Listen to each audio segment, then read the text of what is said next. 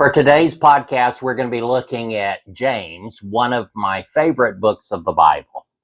And I don't know if it's one of my favorites because of its relevance and to the point, or the fact that my mother used to post James 1:26 on the wall between the living room and dining room of our home when we were living in Fallon, Nevada.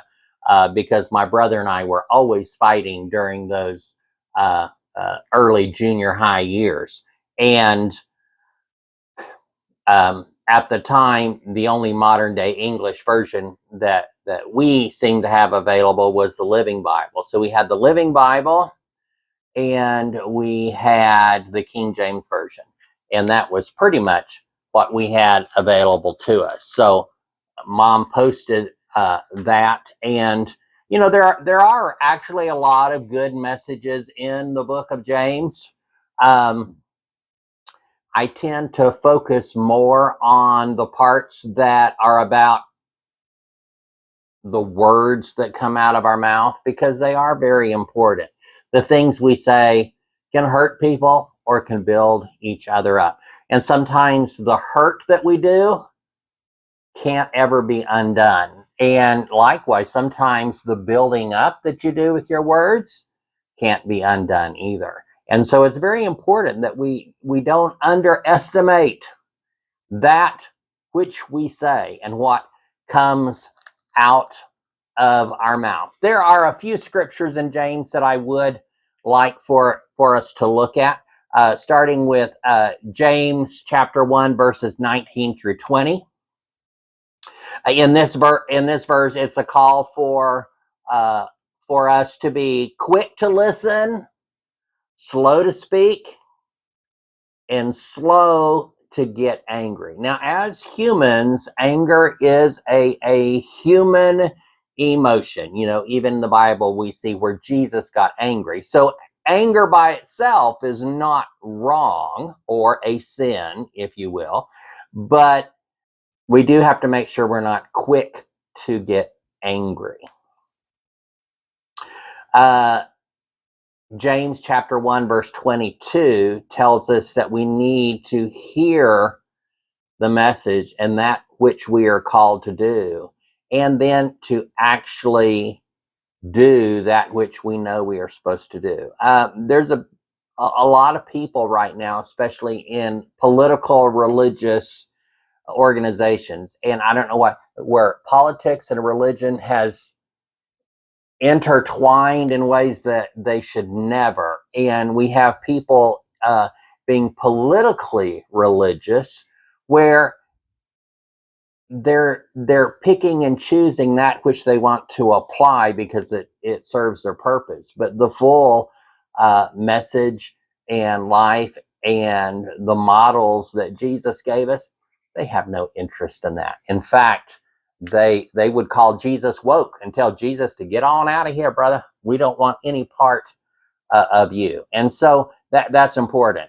I do want to read this verse from James chapter 1, verse 26. And I'm going to read in my primary Bible, the NRSV-UE. James chapter 1, verse 26. If any think they are religious and do not bridle their tongue, that means control your tongue, but deceive their hearts, their religion is worthless. The scripture that my mom had posted in our home was from James 1:26 in the Living Bible, which to this day I can still quote, and I assume my brother can too. It says, anyone who says he is a Christian and does not control his sharp tongue is just fooling himself, and his religion is not worth much. I didn't need to get the Living Bible off of the shelf to put that, because my mama had that posted on the wall, and she would quote that to my brother and I and make us go stand in that doorway between the living room and dining room and read it. Says, you need to go read that scripture again. I don't know how much that actually influenced our behavior, but it certainly influenced that one scripture being the most well-known in my mind, perhaps even more than John 3:16, or at least equal to it, just because of the importance it played in our growing up.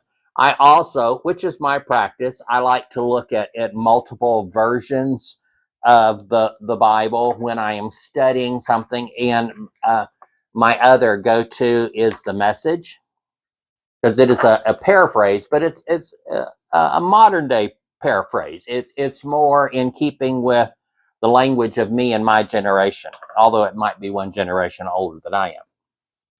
Also, James chapter 1, verse 26. Anyone who sets himself up as religious by talking a good game is self-deceived. This kind of religion is hot air and only hot air. You know, do you know any of those people that talk a good game? They know all the right words to say in order to get votes, get people to vote for them. They're talking a good game. It's all hot air. It's all hot air. So I really like Eugene Peterson's paraphrase known as The Message, and how he does that. You know, it is important, especially when you're talking about religion. Your talk matters. And a lot of times when these people are talking in false ways, they're actually doing unreparable harm to the faith that they claim to have. You know, in reality, I don't think they really have that faith. I think it's all an act. Here's some other scriptures that I identified in James that I wanted to bring out. James chapter 1, verse 27, which is actually the scripture that just follows the one about you're not controlling what you're saying and you have all the right words to say about religion, you're nothing but hot air. The very next scripture talks about what it is we're supposed to do. It's talking about caring for orphans and widows and keeping ourselves from being polluted by the world. When I think of polluted by the world, I think of being changed by the worldview. And the greatest force I see right now are the political Christians and how they are changing the life and lessons of Jesus. It says, okay, I'm going to take this much Jesus, but I'm not going to go any farther. All this stuff we're going to put over here. And these people are being polluted by our political world. Now, the scripture says, well, religion without fault would be the ones that are taking care of orphans and widows. Now, at that time, a woman who lost their husband or children who lost their father, they had nothing. Women could not own property. Women could not actually really care for themselves. So if a man died, if he did not have a son living who could care for the family, the woman would have to go back to some of her relatives and find someone that would care for them, which kind of seems to not kind of line up with the whole idea that the Jewish people had about the children of Jewish people. And that's probably why they had the Levirate marriage, where if a man died, one of his brothers would have to take his widow and children in and take care of them and actually marry her and take her on as a wife as well, so that she would be cared for. So while the scripture is talking about you got to take care of orphans and widows, we can't use that as a loophole today to say, okay, that's only about orphans and widows. Doesn't say anything about the immigrants that are coming to our country because they're seeking a better life. They're seeking a safe life. They don't want their kids murdered. They don't want their kids raped. They don't want their kids involved in the gangs and the drugs that's all around them. So, hey, we've got to get to the United States. There's hope for us there. Now, I know those of us that are generationally Americans, we don't see a lot of hope right now in our country, but for people in other places, they still see the hope here and they still come because they're trying to save their family. So while James 1:27 is telling us we have to care for orphans and widows, I think this is applicable to us today, and we need to care for those who need help. We need to care for the immigrants. We need to care for people in our country. We need to care for the people that can't get jobs and can't get housing because they're part of the LGBTQ movement, and our country and our communities are turning their backs on this very, very small portion of our population. We have to care for them. We have to offer them jobs. We have to treat them properly, with respect and with dignity. We cannot hate them. We cannot legislate them out of our lives. We can't gather up all of the immigrants from Central America or South America and put them on ships and send them to Africa in places where there are people that are going to take our $20 and take care of these people for a year.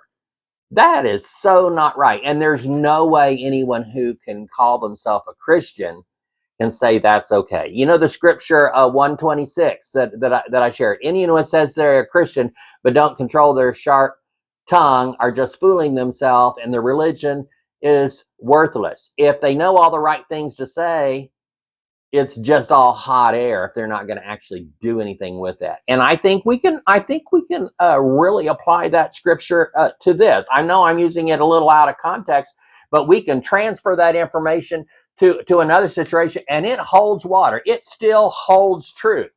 Anyone who says they are Christian but doesn't care if we round up immigrants, put them on a plane, separate the children from the adults, and send them into some prison without trial, without due process, to a prison in another country in Africa where they don't know the culture, where they're going to be separated forever and eventually just die, probably die younger because they're not going to get care or they're not going to get proper treatment. If anyone says they're Christian and they're okay with that, then they're full of hot air. Their religion is worthless and it's not worth anything. Not worth anything. Here's another scripture. James 3:16 is talking about connecting envy and selfish ambition with disorder and wickedness. Boy, to me, that sounds like Donald J. Trump to me, and all of the people that support him in Washington, and the people not in Washington that have been fooled into supporting him with their vote. Doesn't this scripture remind you of every dictator we've had in our history? They're envious of what other dictators have, the control and power other dictators have, and their own selfish ambitions to be the great grand poobah of the world or of the country. And it's like, we see that in the leaders we have in Washington, D.C. right now. And they like disorder and wickedness as long as it benefits them and they get more power, because that is their selfish ambition. That comes directly out of James chapter 3, verse 16, my people. Look it up, read it. James chapter 3, verse 16, to me talks about the Republican nuts right now in Washington, D.C. that are Donald J. Trump, and those that are supporting and are complicit in his wickedness and disorder that he has brought. And I also want to look at James chapter 4, verse 17. This is talking about, doing wrong isn't just doing wrong things. Sometimes doing wrong is not doing the things you know you should do. Like, we know we should be treating the immigrants in our country in a fair way. We know we should be teaching people of different cultures and different ethnicities in the proper way. And when we know that's what we should do and we just kind of turn a blind eye or just overlook and say, well, that's not affecting me so much right now, so hopefully it'll blow over, that's just not the correct thing to do. We kind of talked about, you have to, doing the wrong thing is more than just avoiding doing the things that you know that you should not do. Just like I know that there are some things I should not do. And it's more, doing the right thing is more than just avoiding doing the wrong things. It's also doing the things that we know that we should do. When we look in James chapter 2, verses 14 through 17, there's a whole section where it's teaching us that you can have all the faith in the world, but if you're not actually putting it into action, then what is the point? There is no point. There's no point. If you know the things that you should be doing and then you don't do them, I almost slipped into King James there because I was already a teenager before we had a modern English version. It said, "He that knoweth what to do and doeth it not." And I don't know if that came from a scripture or if my brain just slipped into 17th century English, but that's kind of what happened here. Faith without works is dead. There's no point. If you're not doing the things you're supposed to do, then getting up and going to church on Sunday doesn't do anything. Writing a check and dropping it in the offering plate doesn't do anything. And this is from a little later in James chapter 2, verse 26. For just as the body without the spirit is dead, so faith without works is also dead.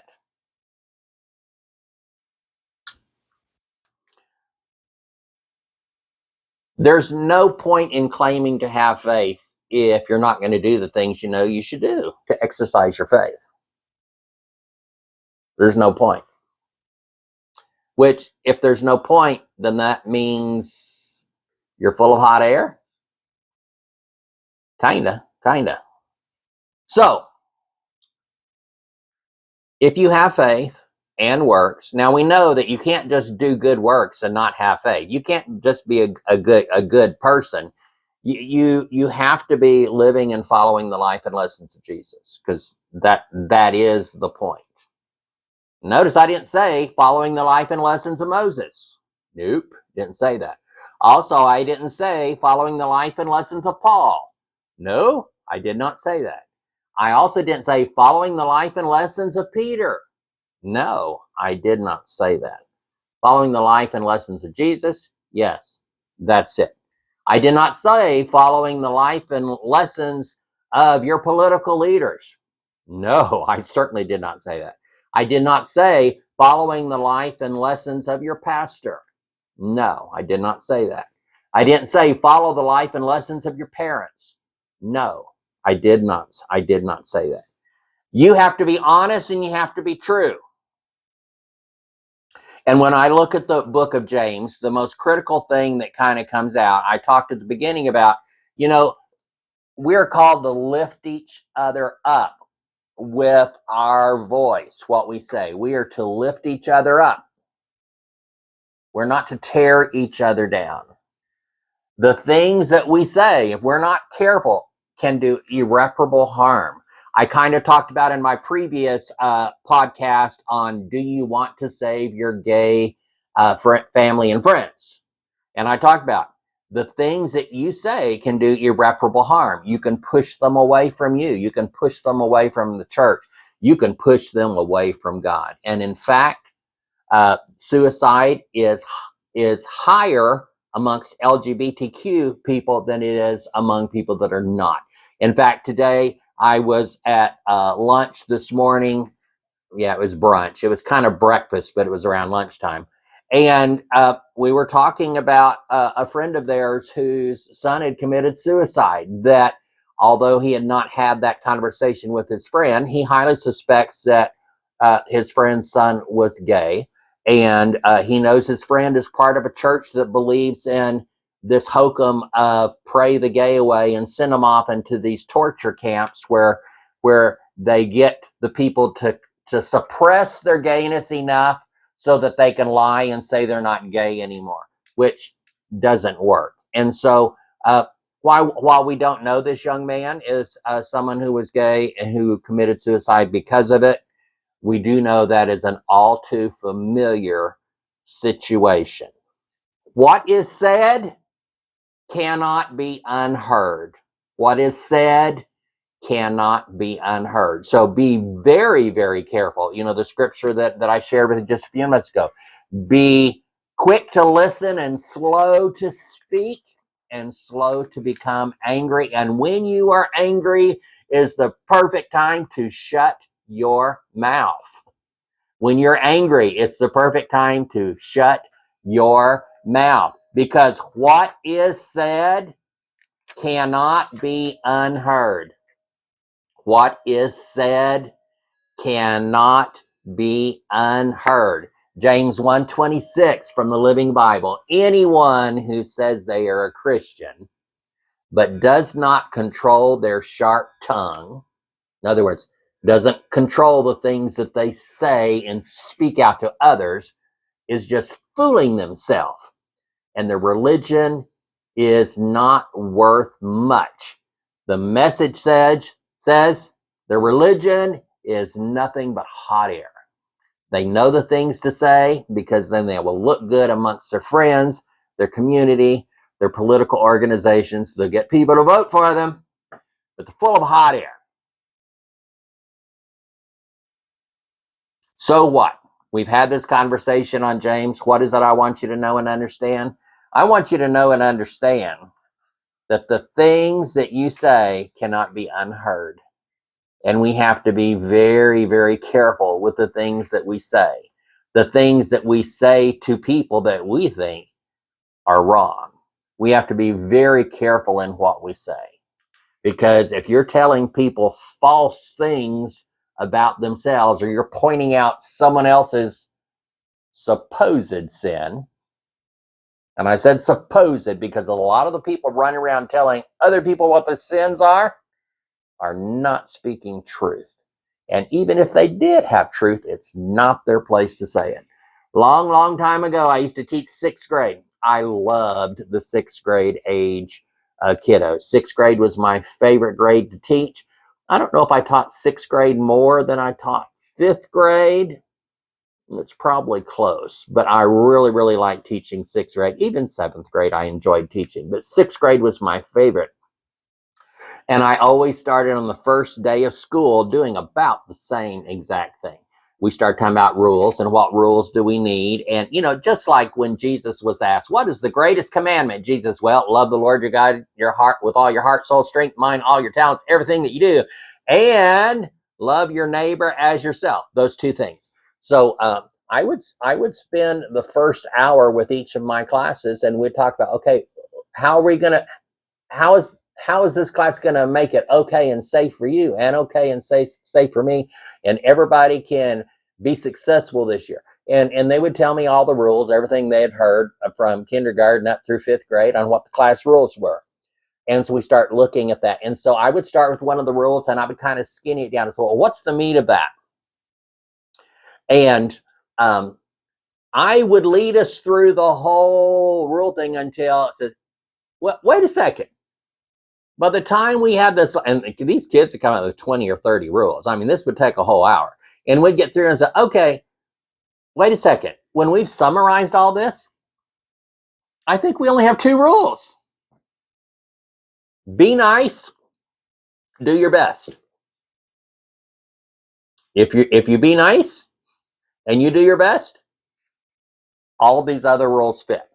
And so just like when we skinny that all down, the same thing with this. You got to skinny it all down to what you say. What you say cannot be unheard. What you say cannot be unheard. Thank you for watching this. I have looked forward to the podcast on James because it is probably my most favored book in the Bible. In fact, in one of my books, I wrote about using the Bible in today's theology, teaching, and preaching.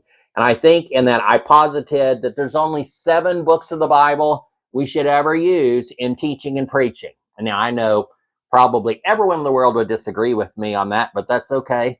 I have reached that age that it's okay for people to not agree with me. So there are 7 books of the Bible where I believe everything that we do as far as teaching, our theology, and our preaching should all be focused on these. And if anything else comes in, it needs to be checked against these. So, and I'm looking at the Gospels, Matthew, Mark, Luke, John, the Acts of the Apostles, 1 John, and James. Those are the 7 books that I think should be our focus. Now, I did not say throw out the rest of the Bible. I did not say that. What I said is those are the 7 where we should focus 99% of all of our time. Thank you for watching. Be sure to like, share, and subscribe to this podcast. Words to Ponder. See you on the next one.